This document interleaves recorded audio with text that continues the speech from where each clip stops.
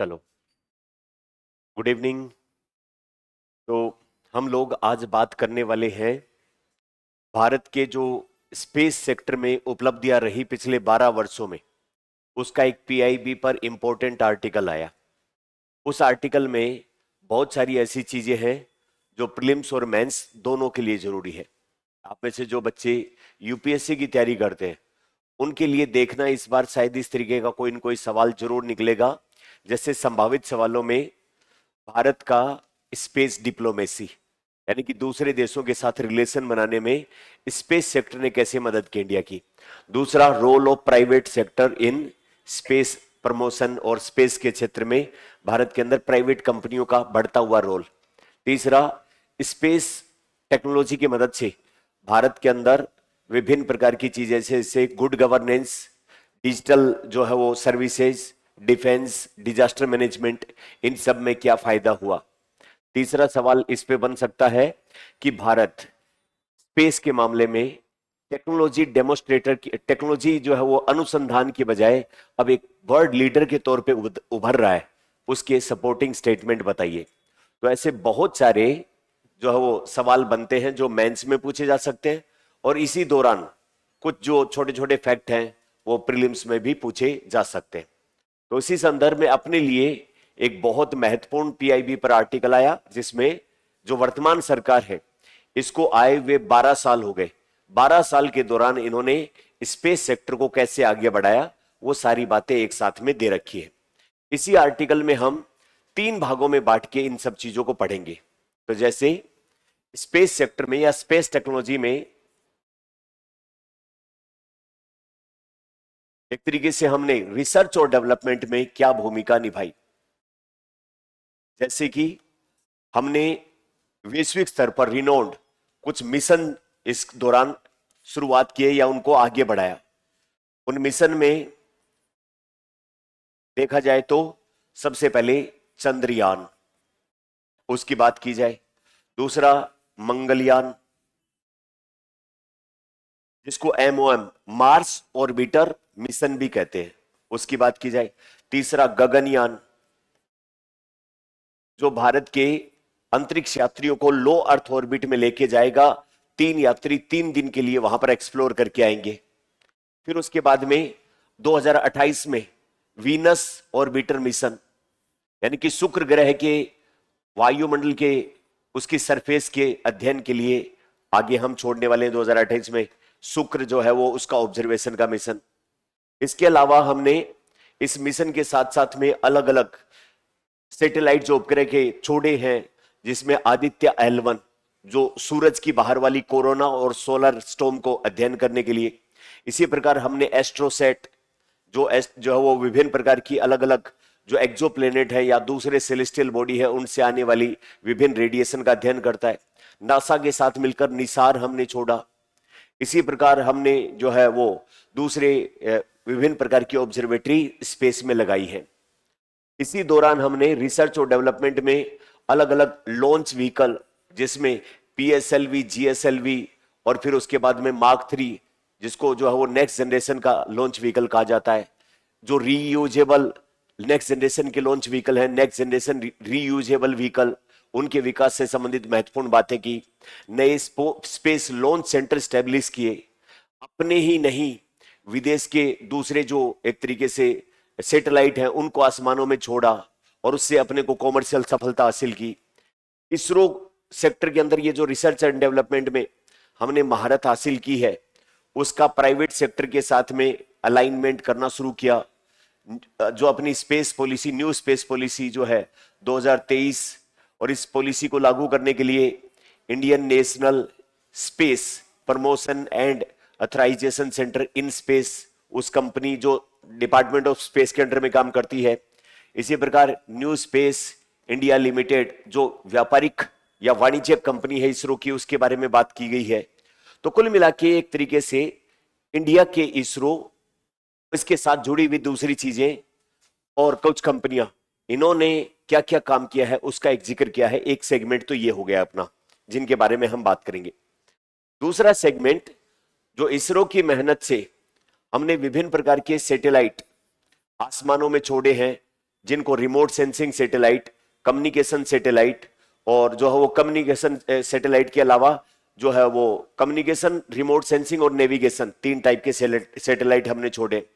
तो उनकी मदद से संचार, उनकी मदद से जो है वो संसाधनों का प्रबंधन और उनकी मदद से नेविगेशन, ऐसी अपनी सर्विसेज अपने देश में विकसित हुई है। तो जिसमें नाविक वाला या फिर IRNS वो वाला सिस्टम विकसित हुआ। इसी प्रकार डिजास्टर मैनेजमेंट में कहां पर कितनी आंधी, कौन सा साइक्लोन वगैरह आएगा, उन सब के बारे में हमने जाना। इसके अलावा अपने जो संसाधन प्रबंधन, कहां पर क्रॉप फेलियर हुआ, कहां पर गिरदावरी करनी है, इस तरीके की सब चीजें इन सैटेलाइट बेस्ड सेवाओं से अपना गुड गवर्नेंस, डिजास्टर मैनेजमेंट, या फिर एक तरीके से ई कम्युनिकेशन, टेली कम्युनिकेशन या फिर टेलीमेडिसिन, इस तरीके के नए नए डेवलपमेंट हुए।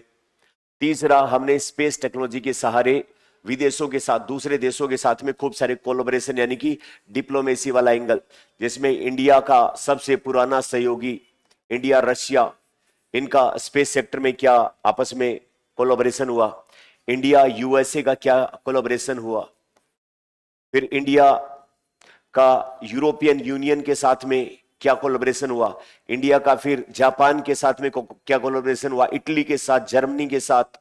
इसी प्रकार अपने क्षेत्रीय जो दल, जो आसपास के सहयोगी देश हैं, जो अपने पड़ोसी देश भूटान, नेपाल, श्रीलंका, मालदीव, इनको हमने क्या मदद की। इसी प्रकार BIMSTEC, Bay of Bengal initiative for multi sectoral technical and economic cooperation, उसके लिए अपन ने क्या किया।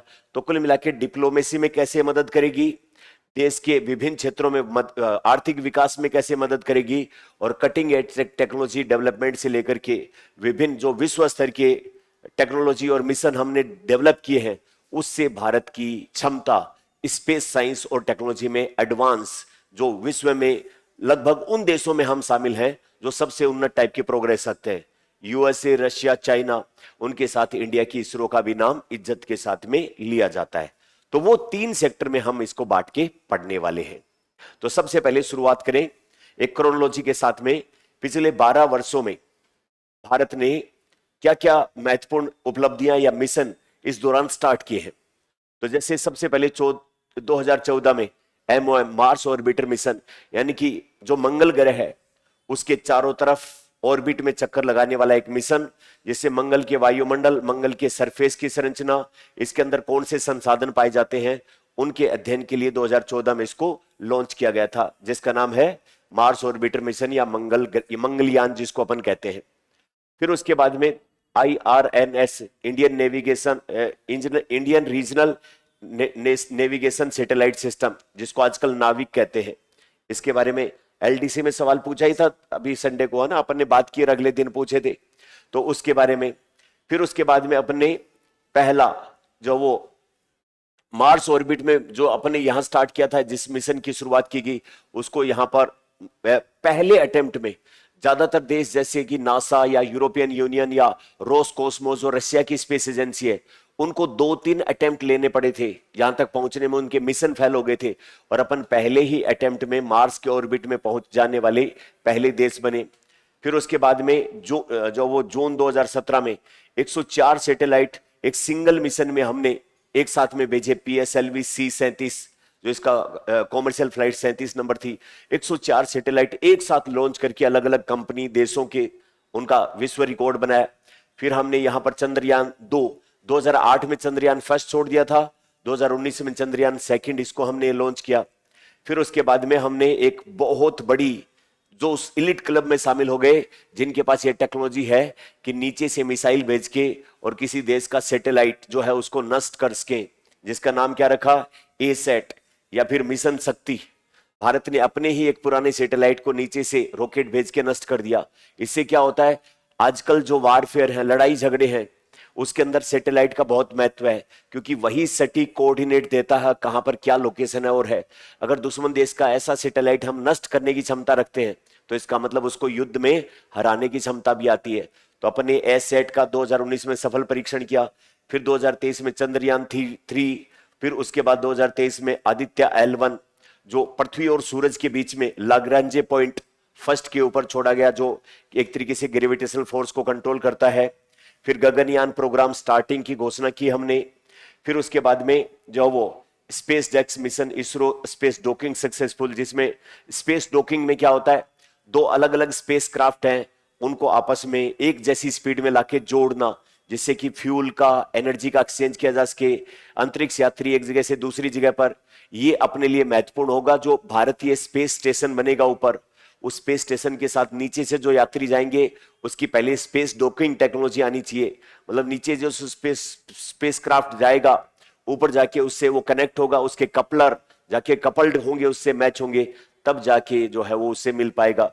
तो इस टेक्नोलॉजी में अपन ने फिर उसके बाद में भारत का 100वां लॉन्च जो वो श्री सतीश धवन स्पेस सेंटर हरिकोटा 2025 जनवरी में हमने पूरा किया। फिर उसके बाद में हमने निसार नासा के साथ में इसरो ने मिलकर सिंथेटिक एपरेचर रडार, जो एक तरीके से ऑब्जर्वेटरी है, वेधशाला है, जो स्पेस से आने वाली विभिन्न तरंगों किरणों का अध्ययन करती है, वो जुलाई 2025 में।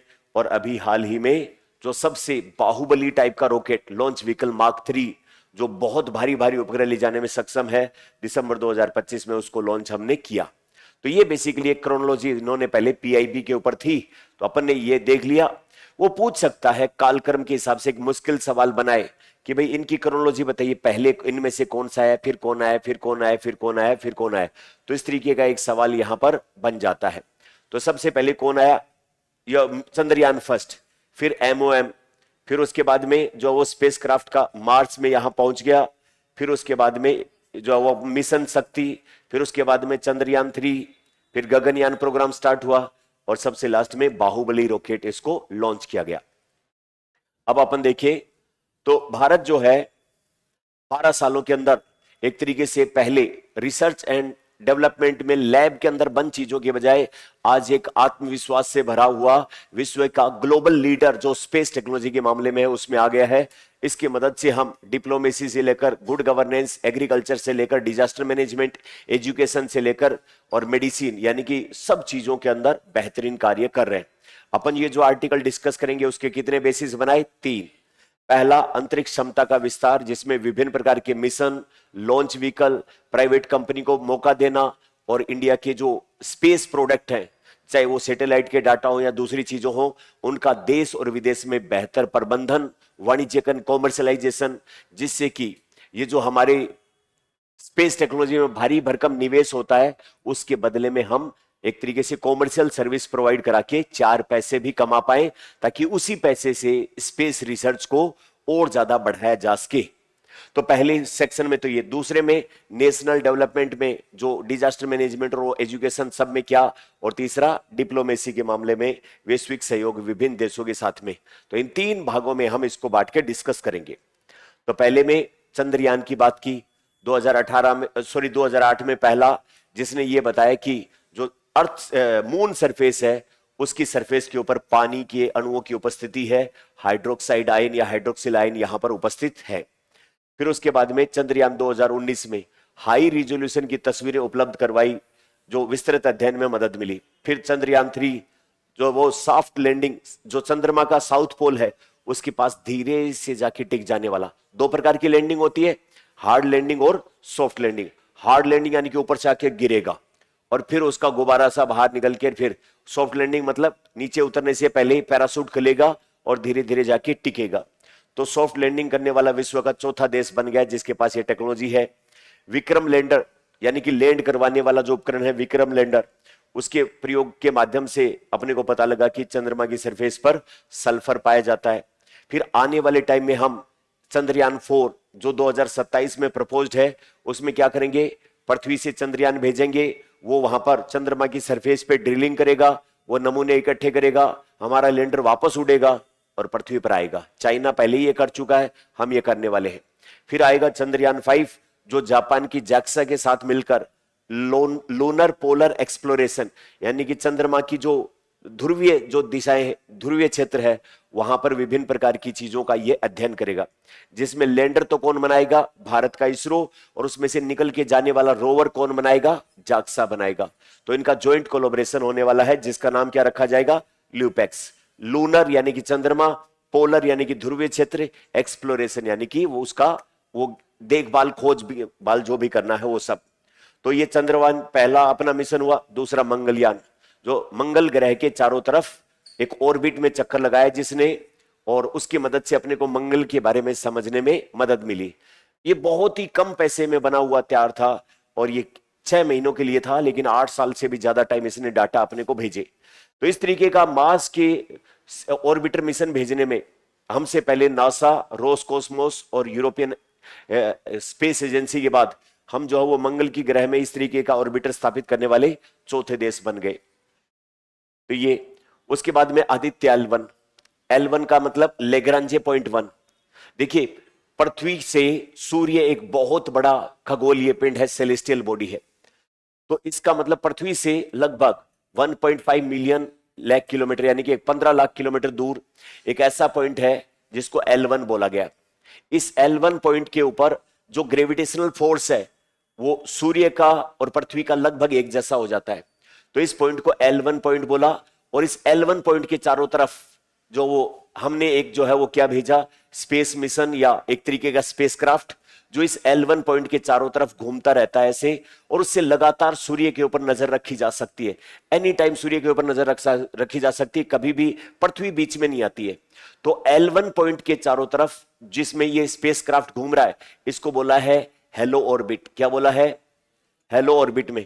तो हेलो ऑर्बिट में हमने एक जो वो स्पेसक्राफ्ट स्थापित कर दिया जिसका नाम क्या रखा है? आदित्य। आदित्य का मतलब क्या होता है? सूरज होता है। और पृथ्वी और सूरज के बीच में वो पॉइंट जहां पर दोनों का ग्रेविटेशनल फोर्स बैलेंस हो गया उसको क्या बोला? Lagrange point first. 2, 3 अलग अलग होते हैं, लेकिन हमने लेग्रांजे पॉइंट फर्स्ट पे इसके चारों तरफ एक स्पेसक्राफ्ट, बहुत ही कम फ्यूल से चलने वाला स्पेसक्राफ्ट यहां पर काम करता है जिसको हेलो ऑर्बिट में स्थापित किया।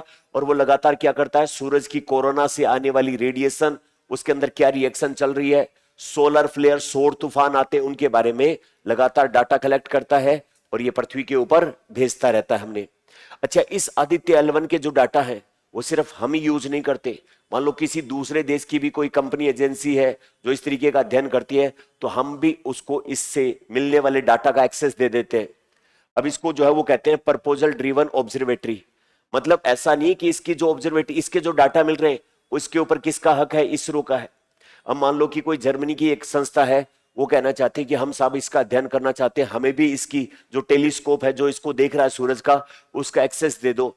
तो हम कहेंगे पहले रिसर्च प्रपोजल बनाकर लाओ, क्या करना चाहते हो तुम, और उसके बाद अगर हमें समझ में आएगा तो हम क्या देंगे? तुम्हें अप्रूवल दे देंगे, इसका एक्सेस तुम्हें दे देंगे, तुम भी देख लेना इसमें से। इसको क्या बोला जाता है? Proposal driven observatory. तो इसके लिए वैज्ञानिक समुदाय दूसरों की भी मदद अपन कर रहे हैं। तो कुल मिला के 15 लाख किलोमीटर दूर आदित्य L1 अपन ने स्थापित किया, जो सूरज से आने वाले डाटा का लगभग 27 टेराबाइट, बहुत सारा डाटा होता है, ये भेज चुका है। इससे क्या मदद मिलेगी? सूरज के कोरोना को समझने में, और प्लस सौर तूफान कैसे आते हैं, सौर तूफान आते हैं तो पृथ्वी के मैग्नेटिक फील्ड से टकराते हैं तो क्या क्या होता है, ऑरोरा इफेक्ट पैदा होता है, विभिन्न प्रकार की चीजें, उनको समझने में मदद मिलेगी। उसके बाद में अपना जो वो स्पेस के अंदर डॉकिंग वाला जो अपन ने एक्सपेरिमेंट किया, एस्ट्रोसैट अपन ने भेजा। अलग अलग सेलेस्टियल बॉडी जो है अंतरिक्ष में, उनसे अलग अलग तरंग दैर्ध्य देखी, विकिरणें आती हैं, कहीं से कॉस्मिक वेव आ रही है, कहीं से एक्सरे आ रही है, कहीं से विजिबल लाइट आ रही है, कहीं से कुछ। तो अलग अलग फ्रीक्वेंसी और वेवलेंथ की जो विकिरणें आ रही है, उन सब का अध्ययन करने के लिए हमने एक सैटेलाइट आसमान में टांग दिया जिसका नाम रखा एस्ट्रोसैट। इस एस्ट्रोसैट के अंदर क्या ताकत है? मल्टी वेवलेंथ, अलग अलग टाइप की वेवलेंथ जो अलग अलग जगहों से आ रही है, उन सब का एनालिसिस करने वाली ऑब्जर्वेटरी है। अगर पृथ्वी पर नीचे से ऑब्जर्व करेंगे तो पृथ्वी के वायुमंडल, बादल, सब का प्रभाव पड़ेगा, लेकिन हमने बादलों से ऊपर इसको टांग दिया और वहां से आने वाली विभिन्न रेडिएशन और उनकी वेवलेंथ का अध्ययन ये करता है। ये जो एस्ट्रोसैट जो है एक तरीके से वेधशाला का काम कर रहा है अपना सैटेलाइट। ये कौन से उससे भेजा गया था? लॉन्च व्हीकल से, polar satellite launch vehicle C-30 rocket से भेजा गया था। अनेक महत्वपूर्ण वैज्ञानिक खोजों में इसने योगदान दिया है, स्पेस को समझने में, आकाश गंगा को समझने में महत्वपूर्ण भूमिका निभाई है। एक्सपोसैट, इसका मतलब है एक्सरे पोलरीमेट्री सैटेलाइट। तो इस सेट का मतलब सैटेलाइट, PO का मतलब पोलरीमेट्री, X का मतलब एक्सरे। तो अलग अलग जो सेलेस्टियल बॉडी है उनसे एक्स विकिरणें भी आती है, और वो एक्स विकिरणें आती हैं तो वो कहां से आई है, उन एक्स विकिरणों की क्या प्रॉपर्टी है, उसके लिए एक वैज्ञानिक उपकरण जिसका नाम है पोलेरीमीटर। पोलेरीमीटर क्या काम करता है? विभिन्न प्रकार की जो विकिरणें हैं, इलेक्ट्रोमैग्नेटिक वेव हैं, उनका पोलराइजेशन करवाता है और उनके रास्ते से आने के दौरान उनको एक विशेष प्रकार के सॉल्यूशन से गुजारता है। उस दौरान उनके अंदर जो चेंजेस आते हैं, उस चेंजेस के आधार पर पता लगता है कि इसका सोर्स क्या है, कहां से आई है। तो वो इस तरीके की एक्स विकिरणें जो अलग अलग जगहों से आती है, उनका अध्ययन करने के लिए हमने एक सैटेलाइट जो ऑब्जर्वेटरी का ही काम करता है, जिसका नाम क्या रखा है, एक्सपोसेट। पूरा नाम क्या हुआ, एक्स रेज पोलारीमेट्री सैटेलाइट। इसको हमने भेजा है, 2024 में लॉन्च किया है। चरम परिस्थितियों, अलग अलग चीजों, इसी प्रकार जो अपने स्पेस में ऑब्जेक्ट घूम रहे हैं उनको आपस में जोड़ना, ताकि एनर्जी जो वो रिफ्यूलिंग की जा सके, चार्जिंग की जा सके, या दो ऑब्जेक्ट को आपस में जोड़ के वापस टाइम से हटाए जा सके। भारतीय स्पेस स्टेशन बनेंगे, उसमें नीचे से स्पेस यात्री जाएंगे, उनके स्पेस क्राफ्ट को भारतीय स्पेस स्टेशन से जोड़ा जा सके। इस प्रोसेस को डॉकिंग और अनडॉकिंग प्रोसेस कहते हैं। उसका हमने सफल परीक्षण कर लिया। उसके बाद में आगे 2028 में हम भेजेंगे जो शुक्र ग्रह है, वीनस, उसकी सरफेस के नीचे क्या है, इस सरफेस के ऊपर क्या है और इसके वायुमंडल में क्या है, इसका अध्ययन किया जाएगा। ये जो मार्स ऑर्बिटर मिशन अपना होगा, इसके अंदर दो नई टेक्नोलॉजी होंगी। पहला होगा एरोब्रेकिंग सिस्टम। एरोब्रेकिंग सिस्टम क्या है कि हम यहां से भेज रहे हैं कोई स्पेस क्राफ्ट, और स्पेस क्राफ्ट किसी दूसरे ग्रह के वायुमंडल में आया तो इसकी वायु से ये इसकी स्पीड कम कर दी जाए, यानी कि वायु जो है वो क्या काम करे, ब्रेक लगाने का काम करे। तो उसको क्या बोलेंगे, एरोब्रेकिंग सिस्टम। तो यानी कि अपन पृथ्वी से भेजेंगे इसको, और ये जैसे ही वीनस के वायुमंडल में प्रवेश करेगा, वीनस की वायु का यूज करके ये धीरे धीरे इसकी स्पीड कम करेगी और इसके चारों तरफ घूमेगा। अब इसकी सरफेस के ऊपर, वीनस के ऊपर लगातार वोल्केनिक इरप्शन होते रहते हैं, यानी कि ज्वालामुखी उद्गार होते रहते हैं, और ज्वालामुखी उद्गार के कारण इसके ऊपर नया लावा इकट्ठा होता रहता है और इसकी सरफेस में चेंज आते रहते हैं। तो 2028 में हम वीनस ऑर्बिटर मिशन जो भेजेंगे, इसकी सरफेस के ऊपर जो नई तरीके से जो परतें बन रही है उन सब का अध्ययन करेगा, और साथ में इसके वायुमंडल और इसकी सरफेस के नीचे क्या चीज है उन सब की मदद करने में, उन सब को देखने में अपनी मदद करेगा। इसके बाद गगनयान, भारत के जो अंतरिक्ष यात्री है उनको स्पेस में ले जाने का एक मिशन, जिसका नाम क्या है, गगनयान है। तो गगनयान जो है वो 2019 में इसको स्वीकृत कर दिया गया, और पृथ्वी के लो अर्थ ऑर्बिट में 400 किलोमीटर की ऊंचाई पर 3 दिन तक के लिए 3 एस्ट्रोनॉट या अंतरिक्ष वैज्ञानिकों को भेजकर वापस से सुरक्षित लाने का काम है। एक जो है वो एक्सियोम, पिछले दिनों भारत के शुभ्रांशु शुक्ला कैप्टन गए थे उसमें। तो स्पेस एक्स और अलग अलग कंपनियों का एक मिशन था जिसमें नासा और इसरो भी शामिल थे।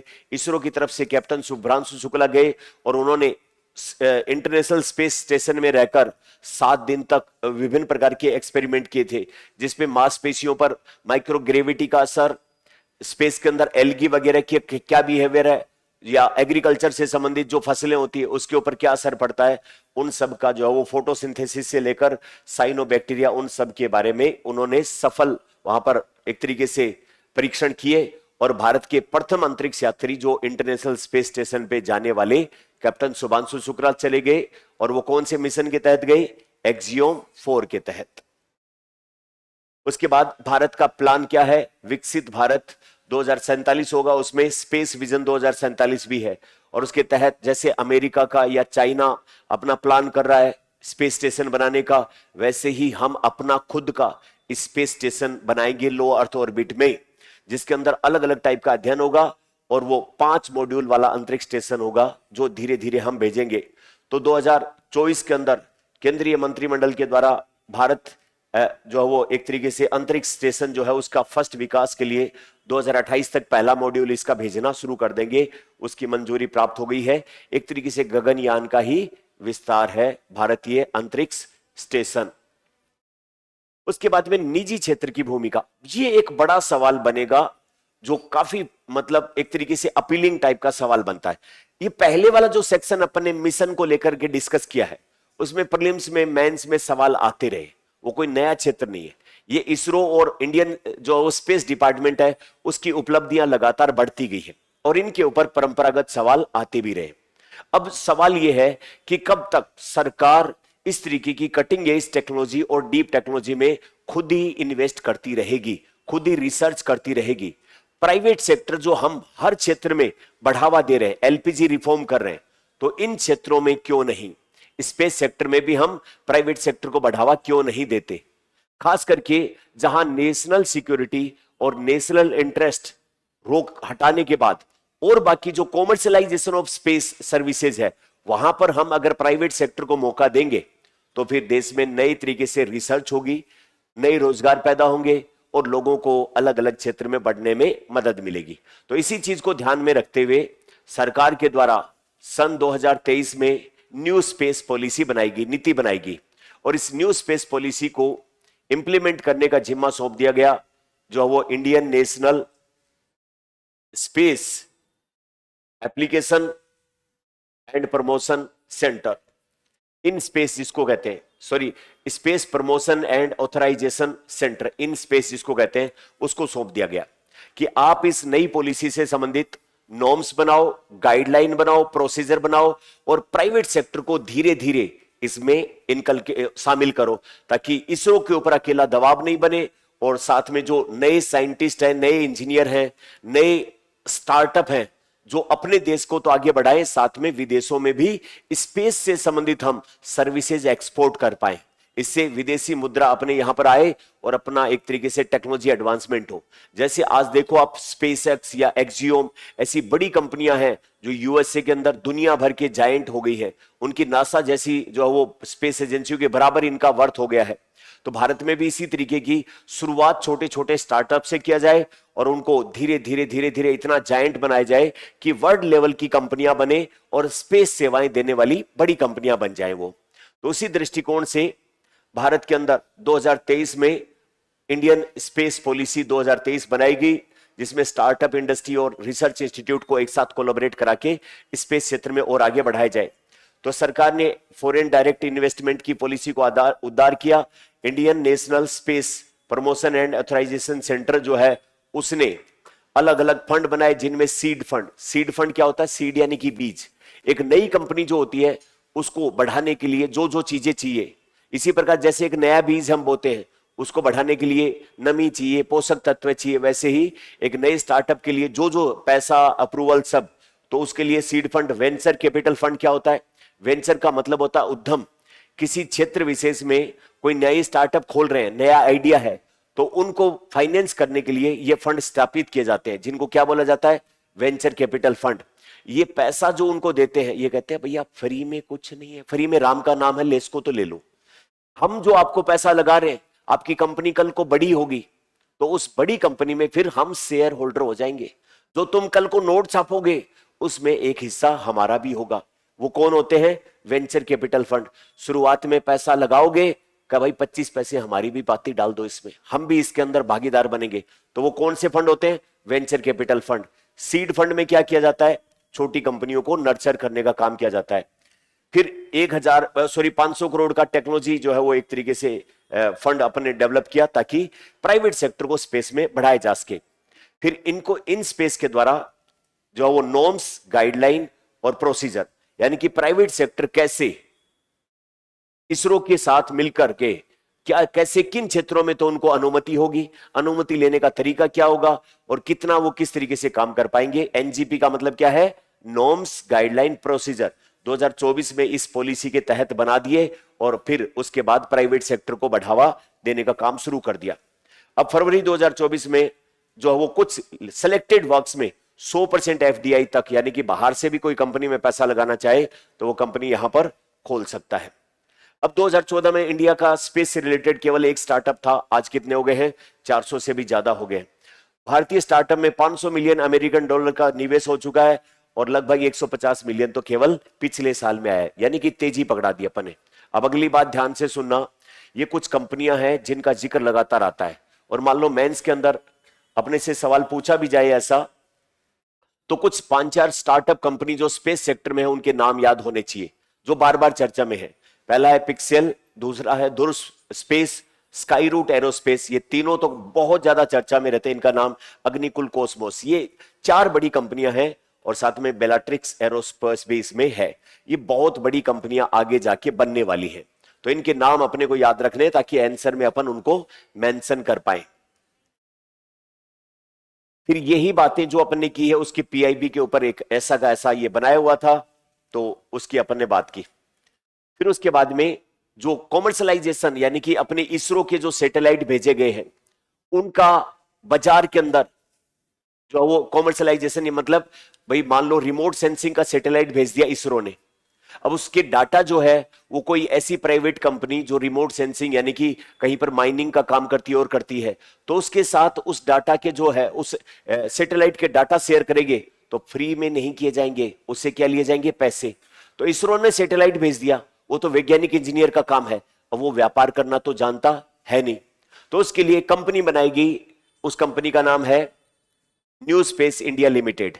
ये new space India limited ISRO के द्वारा भेजे गए सर्विसेज उनको बाजार में अगर कोई खरीदना चाहता है तो वो कोई व्यक्ति इसरो में जाके नहीं कहेगा साहब आपके सैटेलाइट का एक्सेस दे दो, उससे कौन बात करेगा, न्यू स्पेस इंडिया लिमिटेड। यानी कि इसरो में तो रहते हैं वैज्ञानिक इंजीनियर और यहां कर रहते हैं एमबीए के वे लोग, जो इंजीनियर के द्वारा तैयार की गई सर्विस को बेचने का, मार्केटिंग का, वो सब काम ये लोग करते हैं। तो न्यू स्पेस इंडिया लिमिटेड जो है वो इसरो की सर्विसेज का व्यापारिक जो है वो करेगा। यह भी एक महत्वपूर्ण डाटा है कि आज के दिन जो अंतरिक्ष अर्थव्यवस्था है अपनी, उसका मूल्य 8 अरब अमेरिकन डॉलर है, 8 बिलियन अमेरिकन डॉलर। अपना उद्देश्य है सन 2030 तक इसको बढ़ा के 40 से 45 अरब करना, और इस 8 अरब अमेरिकी डॉलर की वजह से आज अपना जो टोटल दुनिया में स्पेस बिजनेस होता है उसमें सिर्फ 2 से 3% हिस्सा है, इसको 2030 तक बढ़ा के कितना करना, 8% करना। इस बात का ध्यान रखना है। आज जो है वो अपना हिस्सेदारी कितनी है, 2 से 3%। 2030 तक स्पेस बिजनेस में जो इस तरीके के सैटेलाइट डाटा वगैरह एक्सेस होता है उसके थ्रू जो पैसे मिलते हैं उसमें अपनी कितनी हिस्सेदारी करनी है, 8% करना है। दूसरे देशों के सैटेलाइट छोड़ना, सैटेलाइट के डाटा किराए पे देना, वो सब काम करके अपन 2030 तक 40 से 45 बिलियन अमेरिकी डॉलर या 8% की हिस्सेदारी चाहते हैं। उसमें विभिन्न प्रकार की जो है वो ईज ऑफ डूइंग बिजनेस वगैरह किया है। अब एक चीज और कि जो न्यू स्पेस इंडिया लिमिटेड है उसका रेवेन्यू 2022 के अंदर 321 करोड़ का था, अब वो बढ़कर कितना हो गया है, 3246 करोड़ का हो गया है। ये अपने लिए एक इंपॉर्टेंट बात है। इसी प्रकार जो है वो Indian national space promotion and authorisation centre ने लगभग इसरो के द्वारा तैयार की गई ऐसी 71 टेक्नोलॉजी जो एक तरीके से नेशनल इंटरेस्ट सिक्योरिटी के साथ में समस्या नहीं करती है, जो आसानी से ट्रांसफर की जा सकती है, वो अलग अलग स्टार्टअप को ट्रांसफर करने में सहयोग दिया है। और अभी इंडिया की जो निजी संस्था है उन्होंने 18 सैटेलाइट को प्रक्षेपण कर दिया, शुरुआती दौर में है, और 25 पेलोड PEOM इसका जो है वो वहां पर प्रक्षेपित या प्रस्तावित किए जाने हैं। ये PEOM क्या है, PSLV polar satellite launch vehicle. जब हम किसी भी उपग्रह को ऊपर स्पेस में भेजते हैं तो उस उपग्रह के स्पेस में भेजने के दौरान इसकी अलग अलग स्टेज होती हैं, first stage, second stage, third stage और फोर्थ स्टेज। फोर्थ स्टेज में इसमें से सैटेलाइट बाहर निकलकर वहां स्थापित हो जाता है। फिर PSLV का जो खोखा बचता है बाहर वाला, वो स्पेस में यूं ही घूमता रहता है, वो क्या बन जाता है, स्पेस जंक या स्पेस कचरा बन जाता है। अब उसको भी अपन खराब नहीं जाने दें, उसके अंदर कुछ एक्सपेरिमेंटल मॉड्यूल भेज दे, तो PSLV जो है उसके अंदर एक्सपेरिमेंटल मॉड्यूल भेज दे, जो इस तरीके के छोटे स्टार्टअप हैं उनको डाटा देता रहे या उनको एक तरीके से टेक्नोलॉजी विकसित करने में मदद करे। तो वो PSLV का फोर्थ स्टेज वाला POEM वो प्लेटफॉर्म जो है उसको प्रस्तावित किया या प्रस्तावित किया जाना बाकी है, ताकि प्राइवेट सेक्टर के लोग हैं वो स्पेस के अंदर विभिन्न प्रकार के छोटे छोटे इक्विपमेंट इस जो वो फोर्थ स्टेज वाले उसमें भेज के और वहां पर स्पेस से कुछ डाटा वगैरह प्राप्त करने में अपना मदद कर ले। तो ये बेसिकली एक सारा इसका अपना प्राइवेट सेक्टर का इंटरफेरेंस है। अब उसके बाद में आत्मनिर्भर अंतरिक्ष परिवहन, जो हमने परिवहन यानी कि लॉन्च व्हीकल बनाए हैं, उस लॉन्च व्हीकल में अपन ने शुरुआत की थी PSLV से, पोलर सैटेलाइट लॉन्च व्हीकल। फिर इनसे भारी उपग्रह ले जाने में सक्षम GSLV, geosynchronous launch vehicle. फिर उसके बाद में launch vehicle mark 3 Bahubali rocket, उसके क्षेत्र में आत्मनिर्भर की है। आज के दिन अपन बहुत भारी भारी उपग्रह छोड़ सकते हैं, जैसे कि 10 टन तक का उपग्रह लो अर्थ ऑर्बिट में छोड़ सकते हैं। और फिर उसके बाद जियो सिंक्रोनस में लगभग 4.2 टन का मतलब उपग्रह छोड़ सकते हैं। अगली पीढ़ी का नेक्स्ट जनरेशन लॉन्च व्हीकल उसके विकास को मंजूरी कर रहे हैं, और अपन नेक्स्ट जनरेशन वाले लॉन्च व्हीकल है उनको रीयूजेबल यानी कि बार बार उसी का उपयोग खर्चा बहुत लगता है, महंगा है ये सिस्टम। तो एक बार उसको काम में लिया, खत्म हो गया। अगर वही बार बार काम में आ जाए तो अच्छी बात नहीं है क्या? कॉस्ट कटिंग हो जाएगी। तो जो नेक्स्ट जनरेशन लॉन्च व्हीकल होंगे उनमें एक वर्जन ये भी होगा कि उसी लॉन्च व्हीकल को बार बार स्पेस के अंदर सैटेलाइट छोड़ने के लिए हम काम कर पाए, और उनकी क्षमता भी धीरे धीरे बढ़ाएंगे। तो ये इस पे सारा अपन काम कर रहे हैं। तो ये इससे रिलेटेड कुछ अपन ने काम किया है। एक ये इलेक्ट्रिक प्रोपल्सन सिस्टम जो है वो भी आने वाले टाइम में काम करेगा। देखिए, कोई भी जो रॉकेट होता है, रॉकेट ऊपर की तरफ आसमान की तरफ कब उड़ता है? जब उसकी पूंछ में से तेज तेज गैसें बाहर निकलती है। इसको प्रपल्सन सिस्टम बोलते हैं, या इसको प्रणोदन कहते हैं। अब ये प्रणोदन पहले अभी तक क्या किया जा रहा था? विभिन्न प्रकार के फ्यूल को जला के उससे गैसें पैदा होती थी और ये नीचे निकलती थी। अब हम क्या करेंगे, इसमें रॉकेट के अंदर नीचे रेडोन गैस भरेंगे या कोई सी एक्रिय गैस भरेंगे, और उसमें इलेक्ट्रिसिटी यानी कि विद्युत के जनरेशन से आयन बनाएंगे, और वो आयन तेजी से नीचे निकलेंगे, और उससे क्या होगा? ये रॉकेट ऊपर की तरफ भागेगा। तो यानी कि बिजली की मदद से निष्क्रिय गैसों को आयन में बदल के और फिर उससे प्रपल्सन पैदा करना क्या कहलाता है? Electric propulsion system. उसका एक्सपेरिमेंट किया है क्रायोजेनिक इंजन, जिसमें लिक्विड हाइड्रोजन और लिक्विड ऑक्सीजन का यूज किया जाता है। उसका CE-20 अपन ने सफलतापूर्वक परीक्षण इसका कर लिया है। तो ये सारे काम इस पे अपन ने एक अलग से जो वो करंट में टॉपिक किया भी था इसका अलग से, जब इसरो ने ये टेक्नोलॉजी की थी। तो ये सारा लॉन्च व्हीकल के मामले में अपन ने किया है। इसके अलावा जो ऊपर अपन सैटेलाइट भेजते हैं उसमें प्रोसेसर लगाना पड़ता है। वो प्रोसेसर कल्पना 32 और जो वो 32 बिट का एक माइक्रोस्पेस जिसका नाम विक्रम 320 है, उसका विकास भी अपन ने किया है।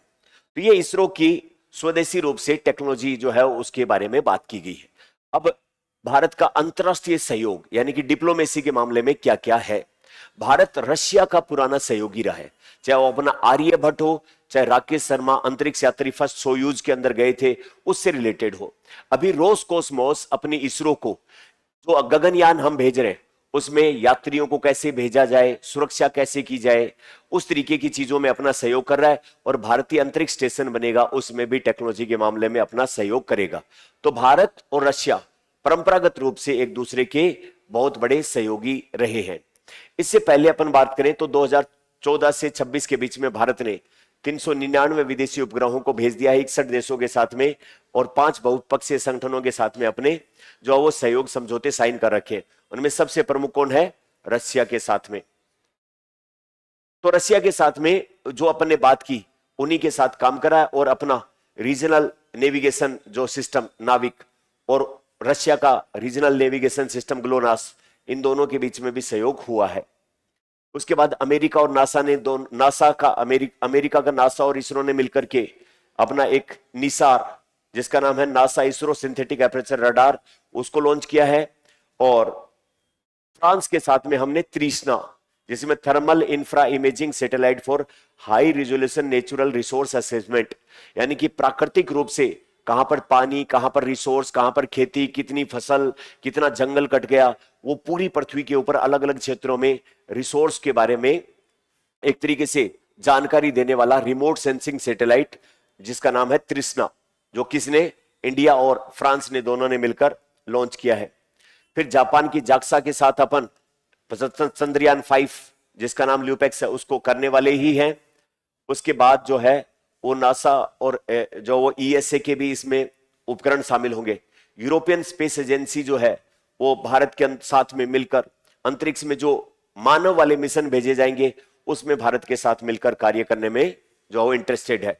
जर्मनी के साथ में हमने विभिन्न प्रकार के भविष्य के एक्सपेरिमेंट जो होंगे उनमें साझा किया है, और जर्मनी के 11 जो उपग्रह हैं उनका सफल प्रक्षेपण एक तरीके से हम कर सकते हैं, वो बिजनेस पार्टनर अपना बना हुआ है।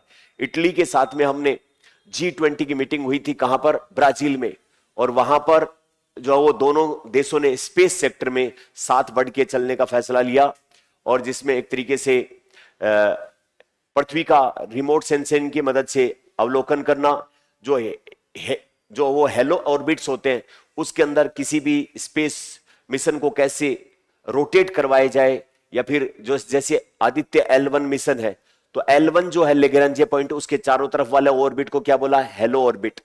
उस हेलो ऑर्बिट से संबंधित फिजिक्स के क्या नियम लगते हैं, वो फिजिक्स क्या कहलाती है, हेलियो फिजिक्स। चंद्रमा विज्ञान, अलग अलग क्षेत्रों में जो है वो दोनों को सहयोग करने में मदद।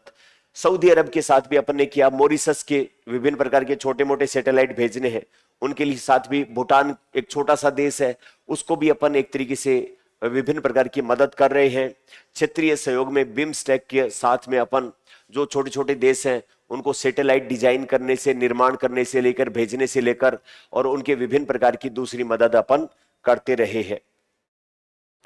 अब उसके बाद में अपने देश में स्पेस टेक्नोलॉजी ने कैसे कैसे जीवन को आसान बना दिया है, तो उसमें अपना disaster management, agriculture, health, education, नागरिक सेवाओं में महत्वपूर्ण भूमिका इसने निभाई है। जिसमें एक तो नाविक की बात अपन ने कर ही ली है, बार बार नाविक को रिपीट करने का कोई मतलब है नहीं। फिर उसके बाद डेटा आधारित सुशासन।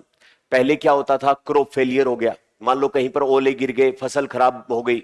अब फसल का खराबा हुआ तो पटवारी जाएगा और पटवारी उसकी मौका मुआयना, गिरदावरी करेगा, फिर वो रिपोर्ट भेजी जाएगी, फिर जाके आगे तक भेजेगा, और फिर इंश्योरेंस कंपनी क्रॉप इंश्योरेंस करेंगी। अब सीधा ऊपर से देखा कि हाँ भाई जयपुर के इस हिस्से में ओले गिर गए, कितनी फसल खराब हो गई है, वो हाथों हाथ इतने एरिया की जियो टैगिंग की, और इस एरिया में इतना नुकसान, इतनी एरिया में इतना नुकसान, ट्रांसपेरेंट वे में, कोई भी जो है वो भ्रष्टाचार वगैरह नहीं, सीधा किसान के खाते में जो क्रॉप इंश्योरेंस है उसका जो वो पैसा आ जाएगा। इसी प्रकार मान लो कि कहीं पर लैंडस्लाइडिंग हो गई हिमालय क्षेत्र में, दुर्गम एरिया पहुंच नहीं पा रहे, कौन सा गांव कितने हिस्से में जो मलबे की चपेट में आ गया, ऊपर से सैटेलाइट की मदद से देख लो भाई, हाँ एनडीआरएफ की टीम, नेशनल डिजास्टर मैनेजमेंट की टीम जो है वो वहां पर पहुंचे, पास की सेना से या फिर जो ऑफिसर्स हैं उनको बुलाया जा सके, इस तरीके की मदद की जा सके। इसी प्रकार कहीं पर सड़क बनने का काम चल रहा है, ठेकेदार जो है वो सिर्फ कागजों में सड़क बना रहा है, इन रियल ग्राउंड पे बनी नहीं रही है, तो सड़क कितनी बन गई उसके बाकायदा मैपिंग की जा सकती है। कोई परियोजना चल रही है, जैसे डैम बनाया जा रहा है, वो टाइम बाउंड मैनर में पूरा हो रहा है कि नहीं हो रहा है, या कागजों में ही पूरा हो रहा है, उसकी रियल टाइम मॉनिटरिंग की जा सकती है। इसी प्रकार जो नागरिकों को मान लो कि गाँव में बैठे हैं और उनको एजुकेशन की सुविधा देनी है, तो ई एजुकेशन यहां से भेजेगा, और डिजिटल जो एक तरीके से कम्युनिकेशन सैटेलाइट है वो नीचे वापस भेजेगा। सेना के लिए एक तरीके से बहुत बेहतरीन कार्य है। तो बिना स्पेस टेक्नोलॉजी के ये जो ई क्रांति है उसको हम सोच भी नहीं सकते, जिसने प्रसारण सेवाओं को या विभिन्न प्रकार की रिमोट सेंसिंग को या नेविगेशन को इतना आसान और जो वो एक तरीके से एडवांस बना दिया। तो उसकी वजह से हम इतने सारी चीजें एक साथ में कर पा रहे। ग्रामीण निर्माण में सड़क योजना से लेकर अमृत योजना जो भी चल रहा है उसको रियल टाइम मॉनिटरिंग, पारदर्शिता, वो सब। मछुआरों को समुद्र में कौन से हिस्से में मछली पकड़नी चाहिए, समुद्र में चले गए और भटक गए कहीं, तो उसको सैटेलाइट सिग्नल की मदद से सही रास्ता दिखाया जा सकता है।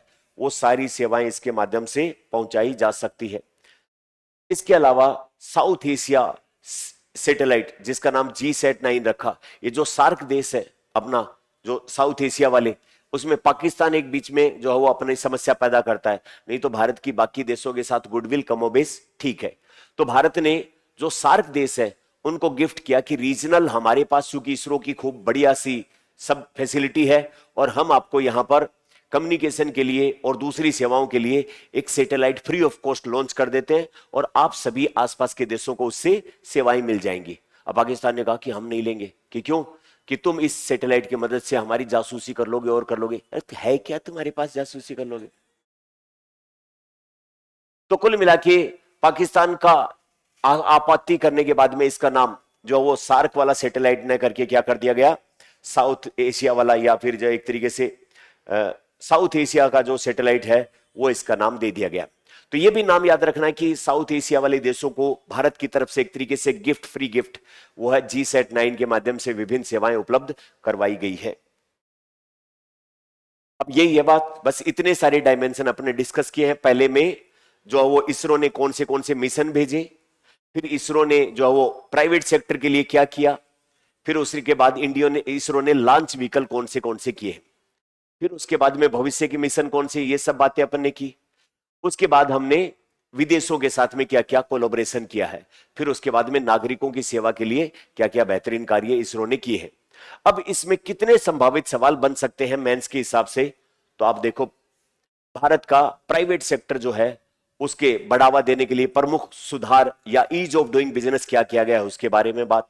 दूसरा, वैज्ञानिक उपलब्धियां इस दौरान चाहे वो लॉन्च व्हीकल से लेकर के अलग अलग मिशन क्या रहे हैं, उन सब के ऊपर सवाल बनता है।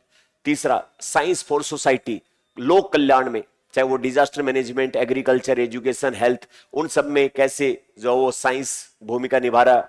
उसके बाद स्पेस डिप्लोमेसी, विदेशों के साथ हम कैसे ट्रैक टू या सॉफ्ट डिप्लोमेसी के माध्यम से अच्छे रिलेशन बना रहे हैं, उसके बारे में। और तीसरा, हाल ही में जो पॉलिसी लेवल पर न्यूज जो वो स्पेस पॉलिसी 2023 और उसके तहत इन स्पेस ने फिर जो नॉर्म्स, गाइडलाइन और प्रोसीजर बनाए 2024, फिर उसके तहत कौन सा कितना fund, venture capital fund, seed fund, वो सब बनाए हैं। उसके माध्यम से एक स्पेस इकोसिस्टम डेवलप किया गया, उससे संबंधित बातें करो। तो टोटल ये 4 टाइप के सवाल, सॉरी 5 टाइप के सवाल बनते हैं। इन 5 टाइप के सवाल को आपको लिखना चाहिए, और अगर ऊपर वाले की दया रही तो इनमें से एक सवाल तो पक्का बनता है, इतनी संभावनाएं हैं। क्योंकि साइंस एंड टेक्नोलॉजी में आप ये बात मान के चलो, चाहे वो एग्जामिनर अभी यूपीएससी आ रहा है, इसमें अपन इस बात को प्रूव कर लेंगे, चाहे डिफेंस में पूछे, चाहे स्पेस में पूछे, इवन सरकार तो एटॉमिक एनर्जी के सेक्टर में भी प्राइवेट सेक्टर को प्रमोट करने वाली है। प्रधानमंत्री ने पिछले दिनों ये स्टेटमेंट दे दिया। तो प्राइवेट सेक्टर की बढ़ती हुई भूमिका, जो भारत के ऊपर एक तरीके से टैग लगा हुआ है कि रिसर्च और डेवलपमेंट का काम सिर्फ सरकार का है। अब सरकार के काम में जो वो एक तो ढीलापन होता है, लेट लथी भी होती है, भ्रष्टाचार के मामले भी होते हैं, पार्शियलिटी भी होती है। इसके बजाय ये रिसर्च और डेवलपमेंट हम प्राइवेट सेक्टर को शिफ्ट करें तो वो प्रॉफिट ओरिएंटेड होते हैं, और वो तेजी से रेड टेपिज्म से अलग एक तरीके से काम कर पाते हैं। तो उसकी शुरुआत स्पेस में हो चुकी, डिफेंस में हो चुकी, आने वाले टाइम में एटॉमिक एनर्जी में होगी। तो अगर एग्जामिनर पूछना चाहे तो एज ए होल ब्रॉडर वे में भी पूछ सकता है कि साइंस एंड टेक्नोलॉजी में रिसर्च और डेवलपमेंट में प्राइवेट सेक्टर की बढ़ती भूमिका का वर्णन कीजिए। तो स्पेस में हम बात कर देंगे, डिफेंस में बात करेंगे, और आने वाले टाइम में किस में देखेंगे, एटॉमिक एनर्जी में हम देखेंगे। तो ये आने वाले टाइम के सवाल हैं, चाहे वो प्रीलिम्स में पूछे, चाहे मेंस में पूछे, ये इंग्लिश में है। आप प्लीज उसको एक बार लिख के देखिएगा, बहुत अच्छे सवाल हैं ये, तो आने वाले टाइम के हिसाब से अपने एग्जाम में काम में आएंगे। तो आज के अपने आर्टिकल में इतना ही है, और कल मिलेंगे हम किसी नए टॉपिक के साथ में। Thank you very much.